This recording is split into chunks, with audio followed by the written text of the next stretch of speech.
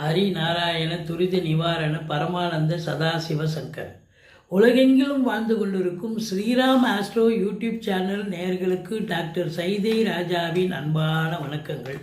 நாம் இப்பொழுது இந்த எபிசோடில் மாத ராசி பலன், மார்ச் மாத ராசி பலன்களை பார்க்க போகிறோம் வாக்கிய பஞ்சாங்க அடிப்படையில். அதற்கு முன் எங்களுடைய சேனலை பார்த்து கொண்டிருக்கும் அன்பர்கள் இதுவரைக்கும் சப்ஸ்கிரைப் செய்யாதவர்கள் சப்ஸ்கிரைப் செய்து கொள்ளும்படி கேட்டுக்கொள்கிறோம். ரைட் சைடில் சப்ஸ்கிரைப் இருக்கும், பெல் பட்டன் இருக்கும், ரெண்டுத்தையும் ப்ரெஸ் பண்ணிங்கன்னா அடுத்த நொடியே எங்களுடைய வீடியோ உங்களை நோக்கி வர துவங்கிவிடும்.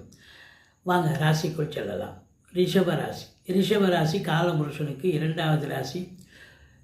கிருத்திகை 2, 3, 4 பாதங்கள், ரோகிணி மிருகசீரிஷம் 1, 2 பாதங்கள் உள்ளடக்கியது. இந்த மார்ச் மாத கிரகங்கள் எப்படி இருக்கின்றன? முதல்ல உங்கள் ராசிநாதன் நல்லா இருக்கார். ராசிநாதன் சுக்கிரன் 11ஆம் இடத்தில் இருக்கிறார், உச்ச நிலையில் இருக்கிறார். சூப்பர். பரிவர்த்தனை யோகத்தில் ராசியில் குரு இருக்கார். அப்போது குருவும் சுக்கிரனும் பரிவர்த்தனை யோகம், பரிவர்த்தனையில் ராசியில் ஆட்சி பெறுகிறார். அப்போது உச்ச நிலையிலும் ஆட்சி நிலையிலும் ராசிநாதன் செயல்படுவது என்பது மிக மிக சிறப்பு. கௌரவம், புகழ், அந்தஸ்து, செல்வம், செல்வாக்கு, தன்னம்பிக்கை ஏற்படக்கூடிய ஒரு காலம். மற்றவர்களால் பாராட்டப்படக்கூடிய ஒரு மாதம் இது. உங்களை எல்லோரும் இது பண்ணுவாங்க, பாராட்டுவாங்க. உங்களுக்கு உங்கள் திறமையை கண்டு மற்றவங்க மெச்சக்கூடிய ஒரு நிலை. அதுலேயும் குறிப்பாக அந்த கலைத்துறையில் பணியாற்றுபவர்களுக்கு ஒரு பொக்கிஷமான ஒரு மாதம் என்று சொன்னால் மிகையாகாது. உங்களை பொறுத்தவரையிலையும் 10ஆம் இடத்துல சனி பகவான் ஆட்சி பீடத்தில் இருக்கிறார். சூப்பர். ஸோ பார்த்திங்கன்னா ஒவ்வொரு கிரகமும் உங்களுக்கு சாதகமாக இருக்கின்றன. 7ஆம் வீட்டு அதிபதி என்று சொல்லக்கூடிய செவ்வாய் கூட உங்களுக்கு 2ஆம் இடத்தில் குடும்பஸ்தானத்தில் நல்லா இருக்கார். சிறப்பு. அப்போது உங்களை பொறுத்தவரையிலையும் இந்த ரிஷபராசியில் பிறந்த அன்பர்களுக்கு இந்த மார்ச் மாதம் கிரகங்கள் பல அற்புதங்களை செய்ய போகிறது. பல சாதனைகளை படைக்கப் போகிறீர்கள், சரித்திரம் படைக்கப் போகிறீர்கள் என்று சொன்னால் மிகையாகாது. ராசியில் குரு மட்டும் இருந்தால் பிரச்சனை, ஜென்ம குருன்னு சொல்லுவாங்க, மைனஸ் சில கெடுதல் பண்ணுன்னு சொல்லலாம். ஆனால் பரிவர்த்தனை யோகத்துக்கு அவர் அங்கே போயிடுறார், 11ஆம் வீட்டுக்கு போயிடுறார், சுக்கிரன் இங்கே வர்றார். அப்போது குருவால் நன்மை, குரு பார்வையால் நன்மை. குரு பார்வை கோடி நன்மை. 5ஆம் இடத்தை குரு பார்க்குறார். சூப்பருங்க. அப்போது பூர்வீகத்தில் இதுவரைக்கும் இருந்து வந்த பிரச்சனைகள் அகலும்.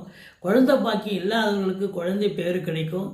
சீட்டாட்டம், race, lottery, speculation, online business, hotel business போன்ற பிஸ்னஸ் பண்ணக்கூடியவர்களுக்கு ஒரு சிறப்பான காலம் அப்படின்னு சொல்லலாம். இந்த சீட்டாட்டம், ரேஸு, லாட்ரி சீட்டு வாங்கக்கூடிய அவங்களுக்கெல்லாம் ஒரு அற்புதம். சந்தோஷமாக இருப்பீங்க. உயர்கல்வி படிக்கக்கூடிய, அதுவும் ஆராய்ச்சி கல்வி படிக்கக்கூடிய பிள்ளைகள், அது வெளிநாடாக இருக்கட்டும் உள்நாடாக இருக்கட்டும், கண்டிப்பாக சிறப்பாக படிப்பாங்க. நல்லா இருக்கும், எந்த குறையும் கிடையாது. 5ஆம் இடம் குலதெய்வத்தினுடைய பிளெஸ்ஸிங் உங்களுக்கு 100% கண்டிப்பாக கிடைக்க போகிறது, கிடைக்கும் அப்படின்னு சொல்லலாம். உங்களை பொறுத்தவரையிலையும் அந்த ராசி 7ஆம் வீட்டை குரு பார்க்கிறார். திருமண வயதில் இருக்கும் இந்த ராசி அன்பர்களுக்கு திருமணம் கைகூடி வருமா என்று சொன்னால் கண்டிப்பாக கைகூடும். இதனால் வரைக்கும் ஏதாவது ஒரு பேச்சுவார்த்தை உங்களுக்கு சரியாக இதுவாகாமல் போயிருக்கலாம். ஆனால் இப்போ இந்த மாதம் பார்த்தீங்கன்னு சொன்னால் திருமணம் சட்டுப்புட்டுன்னு கைகூடி வரக்கூடிய ஒரு காலகட்டம். நண்பர்களால் இது நாள் வரைக்கும் உபத்திரவமாக இருந்திருக்கும், ஆனால் இப்போ நண்பர்களால் ஆதாயம் கிடைக்கக்கூடிய ஒரு காலம். கூட்டு தொழில் செய்கிறீங்களா? கூட்டு தொழில் செய்கிற இடத்துலையும் இப்போ கூட்டாளிகளுக்கும் உங்களுக்கும் ஒரு அண்டர்ஸ்டாண்டிங், ஒரு சுமூக உறவோடு இருந்து நல்ல கூட்டு தொழில் சிறந்து விளங்கக்கூடிய தருணம். சமூகத்தில் பேரு, புகழ், அந்தஸ்து உயருமா என்று சொன்னால் கண்டிப்பாக உயரும். இந்த ராசி அன்பர்களுக்கு 4ஆம் வீட்டை சனி பார்ப்பதால் தாய்க்கு தேக ஆரோக்கிய குறைவு கண்டிப்பாக ஏற்படும். வண்டி வாகனங்கள் செலவு வைக்கும். பழசு வண்டி விற்றுட்டு புதுசாக மாற்றுவீங்க. ஃபுல்ல 4 வீலரே கார் புதுசாக வாங்கக்கூடிய ஒரு நிலை இருக்கும்.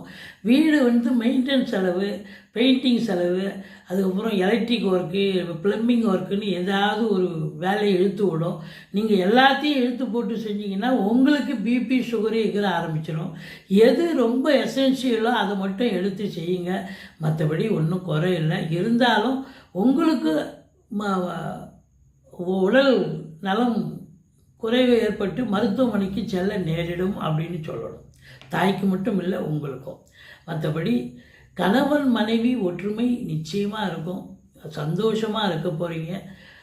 அடுத்தது 9ஆம் வீட்டை குரு பார்க்கிறார். இந்த 9ஆம் வீட்டை குரு பார்த்தா பாக்கியமான ஒரு சூழல், தந்தையால் யோக பாக்கியங்கள் கண்டிப்பாக உண்டு.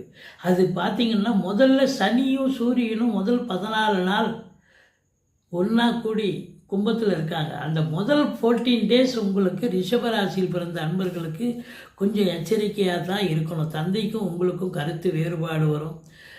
சொந்தமாக கம்பெனி வச்சு நடத்துகிறவங்க, தொழில் பண்ணுறவங்க, ஒரு ஆளை வச்சு தொழில் பண்ணுவாங்க இல்லையா, ஒரு 10 பேர் 20 பேருக்கு சம்பளம் கொடுக்குறாங்க இல்லையா, அதுபோல் இருக்கக்கூடிய அன்பர்கள் முதலாளித்துவத்துக்கும் தொழிலாளிகளுக்கும் பிரச்சனை சரியாகும். ஆனால் 15 தேதிக்கு பிறகு சூரியன் மீனத்துக்கு போயிடுறார். அப்போ மீனத்துக்கு போனதுக்கு அப்புறம் உங்களுக்கு எந்த குறையும் கிடையாது. தகப்பனுக்கு 15 தேதிக்கு பிறகு யோகமான ஒரு சூழல் அப்படின்னே சொல்லலாம். அவரால் உங்களுக்கு ஆதாயம் உண்டு, அவருக்கும் ஒரு யோகமான ஒரு சூழல் உண்டு. அது வரைக்கும் கொஞ்சம் எச்சரிக்கையாக இருங்க. சொந்த தொழில் பண்ணுறவங்க நம்பி கடன் வாங்கலாங்க. அரசு வங்கியோ தனியார் துறையிலையோ இல்லை ஒரு நண்பர்கள் மூலமாக கடனை வாங்கி தொழிலை விரிவாக்கம் பண்ணலாம். ஏன்னா 10ஆம் இடத்தில் சனி பகவான் இருக்கிறார், அற்புதமாக இருக்கிறார், ஆட்சி பெற்றிருக்கார். அப்போ தொழில் ரிஷபராசியில் பிறந்த அன்பர்களுக்கு தொழில் ஒரு ஸ்திரத்தன்மை நிரந்தரத்தன்மை ஏற்படும். இதுதான் தொழில். இதனால் வரைக்கும் ஒரு ஆசோலேஷன் மைண்ட் இருக்கும். இந்த தொழில் செய்யலாமா இல்லை வேறு பார்க்கலாமா அப்படின்னு கூட நினச்சிட்டு இருப்பீங்க. ஆனால் இனிமேல் இந்த தொழில் உங்களுக்கு சாசுவதம் அப்படின்ற அளவுக்கு அதில் நம்பி கடனை வாங்கி தொழிலை விரிவாக்கம் பண்ணலாம், இல்லை இன்னொரு பிரான்ச்சை ஓப்பன் பண்ணலாம். இதுதான் உங்களுக்கு அற்புதமான நேரம் அப்படின்னு சொல்லணும். மற்றபடி உங்களுக்கு கலைத்துறையில் பணியாற்றக்கூடியவர்கள் பாருங்கள், சூப்பரான நேரங்க. அதாவது வாய்ப்புகள் தேடி வருங்க. ஏற்கனவே நான் பண்ணிகிட்ருக்கேன், ஒரு சீரியலோ ஒரு படம், இன்னொரு படமோ சீரியலோ கமிட்மெண்ட் அக்ரிமெண்ட் சைன் பண்ணுவீங்க. அப்படி உங்களுக்கு அற்புதத்தை தரக்கூடிய ஒரு நிலை இருக்கிறது. சூப்பரான காலம். வெளியூர் வெளிநாட்டு பயணம் உங்களுக்கு அனுகூலத்தை தரும். இப்போ வெளிநாடு போகணும்னு நினைக்கிறீங்க, இந்த ரிஷபராசி என்பவர்கள் தாராளமாக போகலாம். நீங்கள் சொந்த தொழிலுக்காகவும் போகலாம், இல்லை உத்தியோக மீன்ஸ்லி நீங்கள் வெளிநாடு போகலாம். ரொம்ப சாதிக்கக்கூடிய நேரமாக கண்டிப்பாக சாதிப்பீங்க. இந்த சனி பகவான் 12ஆம் இடத்தை பார்ப்பதால் செலவினங்கள் ஏற்படக்கூடிய ஒரு நேரம் இருக்குது. அது சுப செலவும் இருக்குது, அசுப செலவும் இருக்குது. அசுப செலவு உடம்பு முடியாமல் போகிறது, மருத்துவ செலவுலாம் அசுப செலவு அப்படின்னு சொல்லக்கூடிய ஒரு நிலை. மற்றபடி உங்களுக்கு தேக ஆரோக்கிய குறைவு ஏற்படும். கொஞ்சம் டென்ஷனாக இருப்பீங்க, வேலைக்கு உண்ண மாட்டீங்க, உறங்க மாட்டீங்க.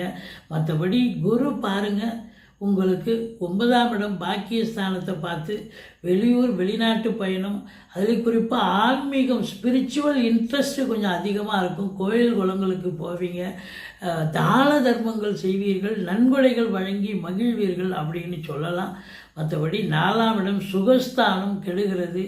கொஞ்சம் சுகம் குறையும் அந்த மாதம் இந்த ரிஷபராசியில் பிறந்த அன்பர்களுக்கு. இருந்த போதிலும் பொருளாதார ரீதியில் பாருங்கள், 2 கூடைய புதன் உங்களுக்கு 11ஆம் இடத்தில் இருக்கார். அதுக்கப்புறம் வக்ரம் பெற்று 10ஆம் இடத்துக்கு கடைசி 14 நாள் போயிடுறார். இருந்த போதிலும் புதனை பொறுத்தவரையிலையும் நீச்ச பங்கம் பெறுகிறார். நீச்சமாக இருக்கும் பொழுது மீனத்தில். அதுக்கப்புறம் அவருக்கு உங்களுக்கு நல்ல நிலை தான், ஒன்றும் குறை கிடையாது. ஆனால் வக்ரமாக இருக்கிறது சில நேரங்களில் கொஞ்சம் எதிர்பார்த்த இடத்துலேருந்து பண வரவு வராது. குடும்பத்தில் திடீர்னு சண்டை சச்சரவுன்னு வரும். இருந்த போதிலும் உங்களுக்கு 7 கூடையவன் 2ல் இருக்கிறதால கொஞ்சம் வழக்கத்துக்கு மீறி உங்களுக்கு செல்வாக்குகள் ஏற்படும். கணவன் மனைவி ஒற்றுமை இருக்கும். இருந்தாலும் உங்களுக்கு ஒரு சொல் வெல்லும், ஒரு சொல் கொல்லும்னு சொல்லியிருக்காங்க. அது செவ்வாய் 2ல் இருக்கிறதால வழக்கத்தை மீறி கொஞ்சம் ஸ்பீடாக பேச ஆரம்பிச்சிருவீங்க. எச்சரிக்கையோடு இருங்க. மற்றபடி 5ஆம் இடத்தை குரு பார்ப்பதால் சந்தோஷம் இருக்கா? சந்தோஷமாக தான் இருப்பீங்க.